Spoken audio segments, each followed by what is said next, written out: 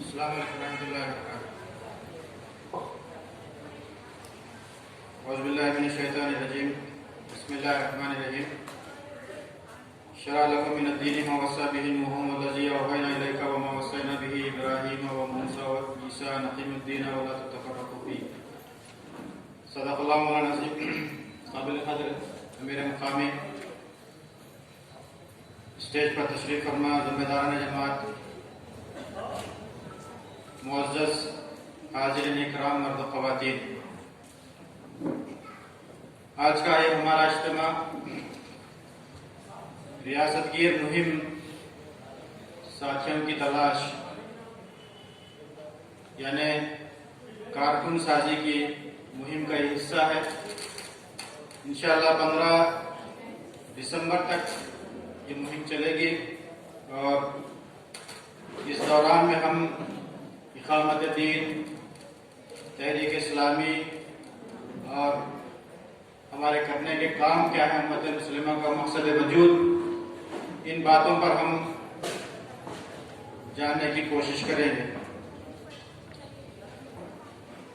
جماعت اسلامی نے اپنے قیام کے ساتھ ہی اپنا جو نصب العین اختیار کیا وہ نصب العین ہے اقامت دین، یعنی دین کو قائم کرنا۔ دستور جماعت کے الفاظ ہیں، اس دین کے قیام کا مطلب یہ ہے کہ کسی تفریق و تقسیم کے بغیر اس پورے دین کی مخلصانہ پیروی کی جائے اور ہر طرف سے یکسو ہو کر کی جائے، اور انسانی زندگی کے انفرادی و اجتماعی تمام گوشوں میں اسے اس طرح جاری و نافذ کیا جائے کہ فرد کا انتخاب، معاشرے کی تعمیر اور ریاست کی تشکیل سب کچھ اسی دین کے مطابق ہو۔ یہ ہے اقامت دین کی تشریح جو دستور جماعت نے اختیار کی ہے، اور اس کی روشنی میں آج کے اس اجلاس میں ہمیں یہ جائزہ لینا ہے، ہمیں اس شعور کو پہنچنا ہے جماعت اسلامی کا یہ نصب العین ہے، جو اقامت دین کا تصور ہے، کیا یہ قرآن و حدیث سے ثابت ہے یا جماعت اسلامی کی یہ پیداوار ہے؟ بہت سارے سوالات ہمارے ذہنوں میں اٹھ سکتے ہیں اور معاشرے میں پائے بھی جاتے ہیں، اور کئی لوگوں کے زبانی یہ سوالات اٹھے بھی ہیں کہ اقامت دین کا یہ جو تصور ہے یہ جماعت اسلامی کی پیداوار ہے۔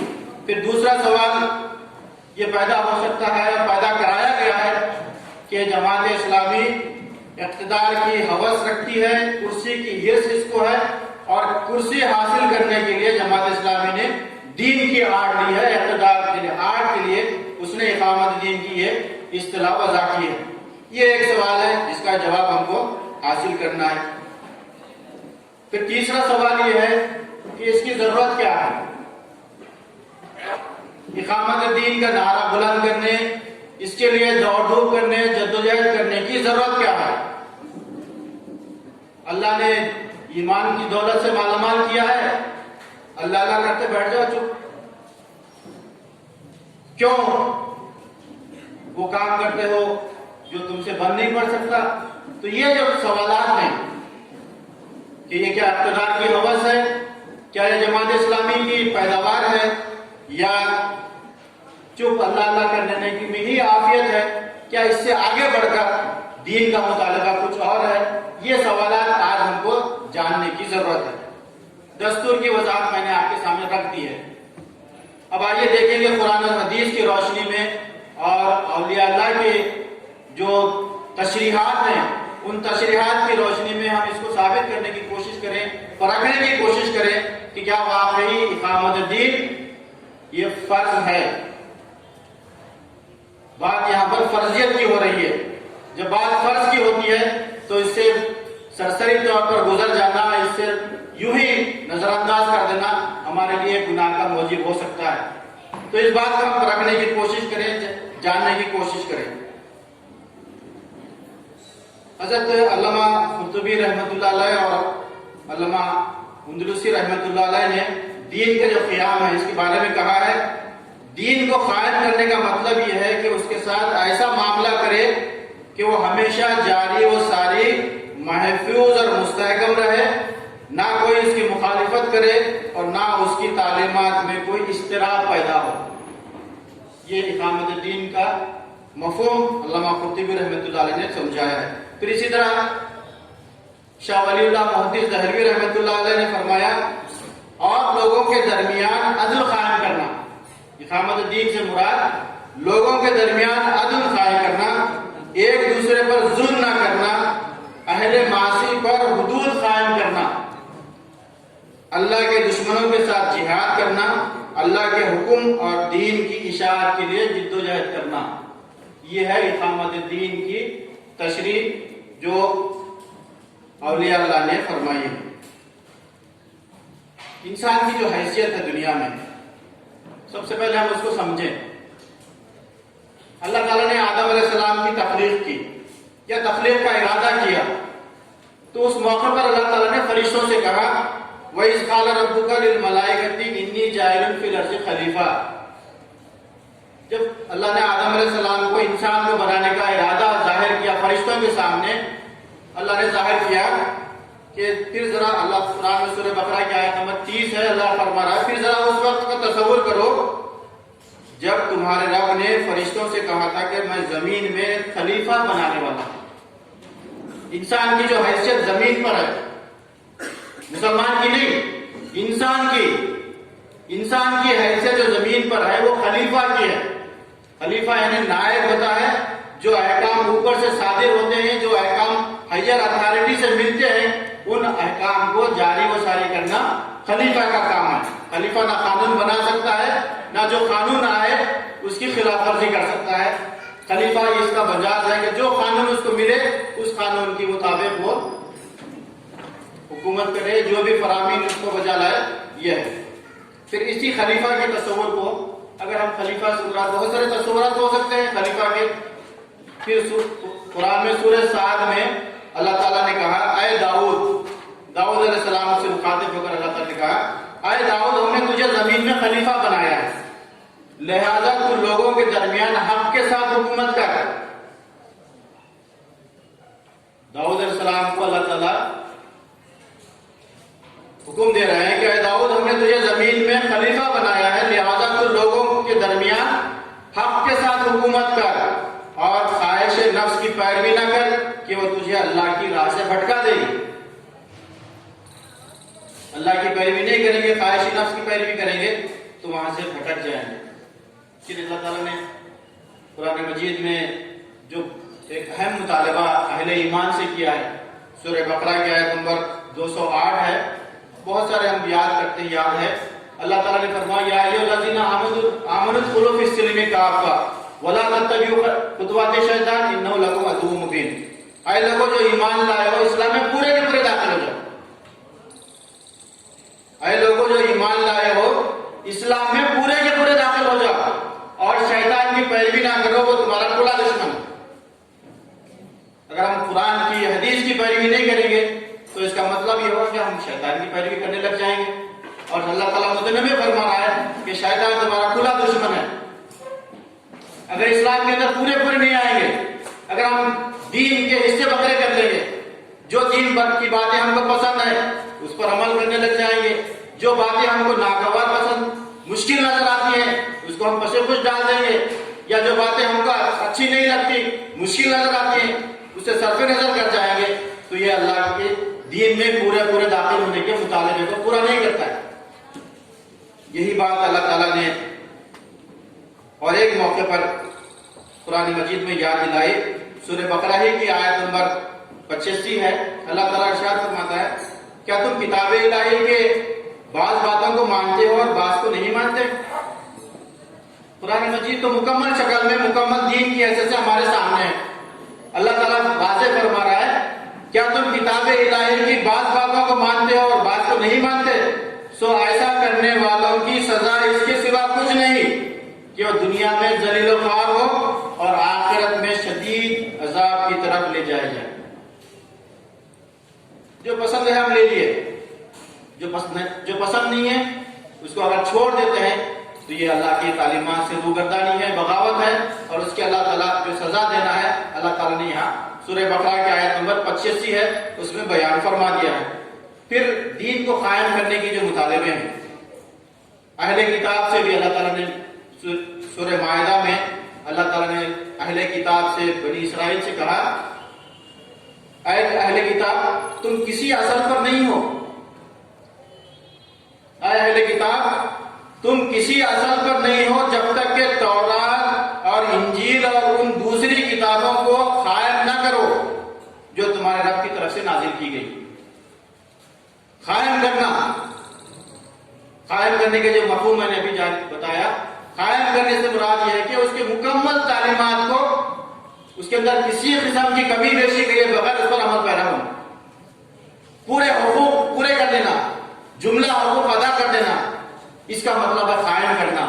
تو یہاں پر اہل کتاب کو، بنی اسرائیل کو اللہ تعالیٰ مخاطب کرتے ہوئے فرما رہا ہے، اے اہل کتاب تم کسی اصل پر نہیں ہے، تمہاری کوئی حیثیت نہیں ہے، تمہاری کوئی دینداری نہیں ہے جب تک تم تورات، انجیل اور دوسری کتابوں کو، یعنی تورات انجیل تو ان کے پاس تھی، دوسری کتاب سے مراد قرآن مجید، اگر قرآن مجید کو تم اپنے اوپر نافذ نہ کر دو، اپنے اوپر قائم نہ کر لو، قائم سے مراد اس کے مکمل مطالبات ہیں، وہ پورے کے پورے مطالبات پورے کیے جائیں، یہ اس کا مفہوم تمام مفسرین نے اور بھی اولیاء اللہ کے اقوال میں نے آپ کے سامنے پیش کیے۔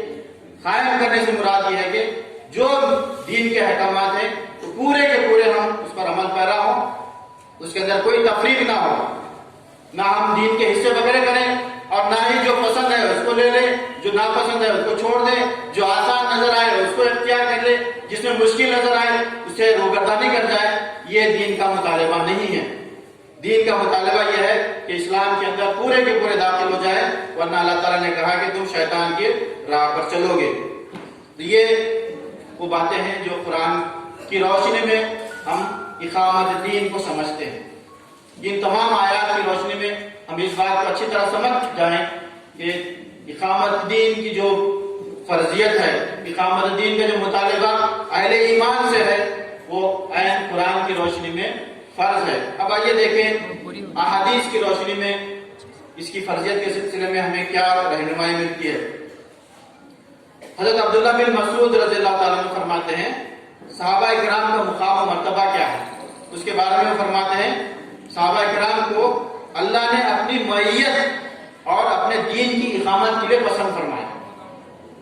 مشکات شریف میں یہ بات آتی ہے کہ اللہ تعالیٰ نے صحابہ کرام کو اپنے دین کی معیت، یعنی اس کو ساتھ دینے کے لیے، دین کی سربلندی کے لیے اللہ تعالیٰ نے صحابہ کرام کو پسند کیا اور اس کی دین کی اقامت کے لیے اللہ تعالیٰ نے پسند فرمایا۔ پھر بخاری شریف میں ایک حدیث ہے، رسول اللہ صلی اللہ علیہ وسلم فرمایا بلا شبہ خلافت اس وقت تک قریش ہی میں رہے گی،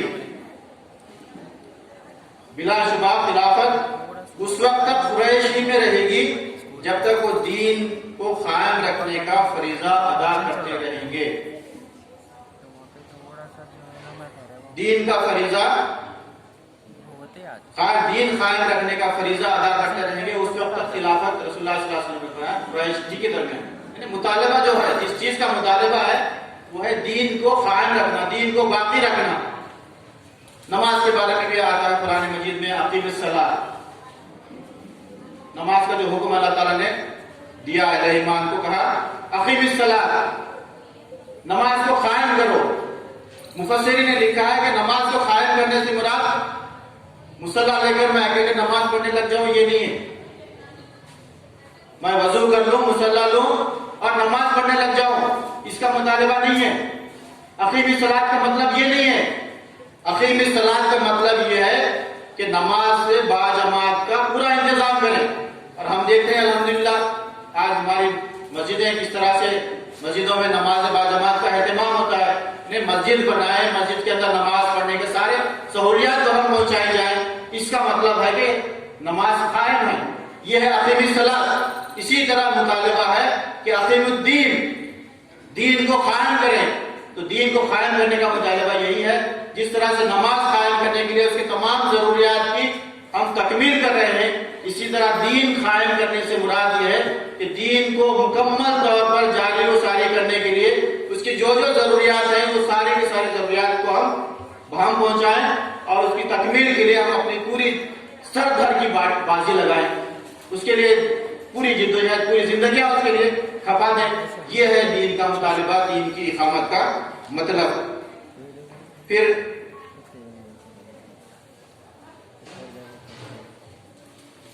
رسول اللہ صلی اللہ علیہ وسلم نے ایک اور موقع پہ فرمایا، حضرت عبداللہ بن عباس رضی اللہ تعالیٰ عنہ فرماتے ہیں، روایت کرتے ہیں، وہ کہتے ہیں کہ میں نے رسول اللہ صلی اللہ علیہ وسلم کو فرماتے ہوئے سنا، دو آدمیوں کو آگ نہیں چھوئے گی، دو آدمیوں کو آگ، جہنم کی آگ نہیں چھوئے گی۔ پہلا وہ آدمی جو اللہ کے ڈر سے روتا ہے، جہنم کی آگ اس کو نہیں چھوئے گی جس کو خشیت الہی سے اس کے آنکھ سے آنسو آ جائے، خدا کی پکڑ سے وہ لرزتا ہے۔ دوسرے پر توجہ دیجئے، وہ آدمی جو اللہ کی راہ میں پہرا دینے کی وجہ سے بیدار رہتا ہے، اللہ کے دین کے حدود کی، اللہ کے دین جس مقام پر، جس مملکت میں قائم ہے، اس مملکت کی حفاظت کے لیے جو بارڈر پر پہرا دیتا ہے، جو چوکیداری کرتا ہے، چوکیداری کرتے ہوئے رات بھر جاگتا ہے، رسول اللہ صلی اللہ علیہ وسلم فرمایا اس آگ کو آگ نہیں چھوئے گی۔ یہ ہے اقامت دین کا تصور قرآن اور حدیث میں۔ ایک اور بھی حدیث ہے، میں آخر میں اس کو سناؤں گا۔ پھر قرآن میں جو احکامات آئے ہیں، جو ابھی میں نے بات کہی، پورے کے پورے ہم اسلام میں آ جائیں۔ قرآن میں صرف عبادات کے احکامات نہیں ہیں، قرآن میں ہمارے جو داخلی مسائل ہیں، جسے ہم آئلی قوانین کہتے ہیں، وہ آئلی قوانین ہمارے پاس ہیں۔ قرآن میں فوجداری قوانین ہیں، قرآن میں تعزیراتی قوانین ہیں۔ اگر معاشرے میں کوئی بگاڑ پیدا ہو جائے، تو اگر کوئی وہاں فساد ہو جائے، تو اس فساد کو روکنے کے لیے ہمارے پاس قرآن نے کیا رہنمائی کی ہے۔ اگر کوئی چوری کر لے تو اس کی کیا سزا ہے، کوئی اور کس طریقے کا گناہ کر لے تو اس گناہ کی کیا سزا ہے، یہ سارے گناہوں کی سزا قرآن نے متعین کی ہے۔ تو ان سارے قوانین کو، ان احکامات کو جاری کون کرے، کون نافذ کرے؟ تبھی تو دین مکمل ہوگا، تبھی تو دین قائم ہوگا، جبکہ قرآن مجید کی جو مکمل تعلیمات ہیں، ان مکمل تعلیمات پر ہم عمل کرنے میں آزادی ہمیں میسر ہو، آزادی ہم کو حاصل ہو۔ اس سلسلے میں سورہ مائدہ میں 3 آیتیں ہیں، ایک کے بعد دیگر 3 آیتیں اللہ تعالیٰ نے سورہ مائدہ میں بیان فرمائی ہیں۔ آیت نمبر 44 ہے، آیت نمبر 45 ہے اور آیت نمبر 47 ہے۔ 3 آیتیں اللہ تعالیٰ فرماتا ہے، جو لوگ اللہ کے نازل کردہ قانون کے مطابق فیصلہ نہ کریں وہی کافر ہیں۔ جو لوگ اللہ کے نازل کردہ قانون کے مطابق فیصلہ نہ کریں وہی کافر ہیں۔ پھر آیت نمبر 45 میں اللہ تعالیٰ نے کہا، جو لوگ اللہ کے نازل کردہ قانون کے مطابق فیصلہ نہ کریں وہ ظالم ہیں۔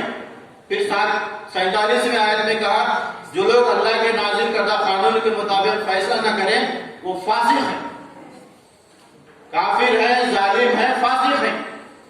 اور ہم دیکھیں کہ ہمارے فیصلے کہاں ہو رہے ہیں؟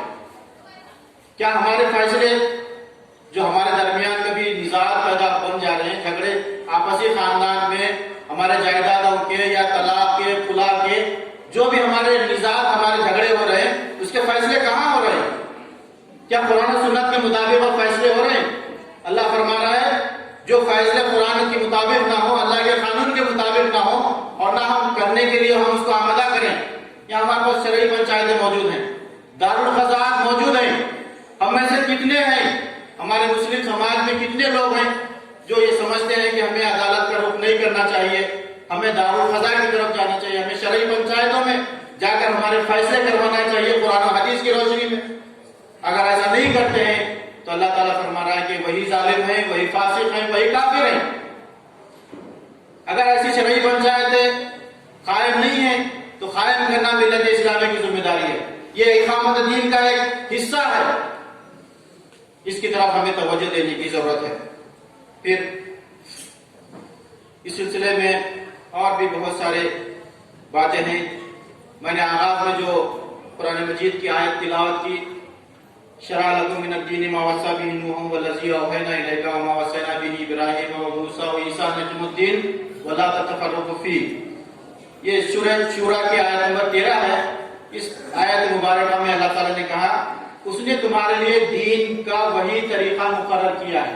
اللہ نے ہمارے لیے دین کا وہی طریقہ مقرر کیا ہے جس کا حکم اس نے نوح کو دیا تھا اور جسے آئے محمد صلی اللہ علیہ وسلم اب تمہاری طرف ہم نے وحی کی ہے کے ذریعے سے بھیجا ہے، اور جس کی ہدایت ہم ابراہیم اور موسیٰ اور عیسیٰ کو دے چکے ہیں، اس تاکید کے ساتھ کہ قائم کرو اس دین کو اور اس میں متفرق نہ ہو جاؤ.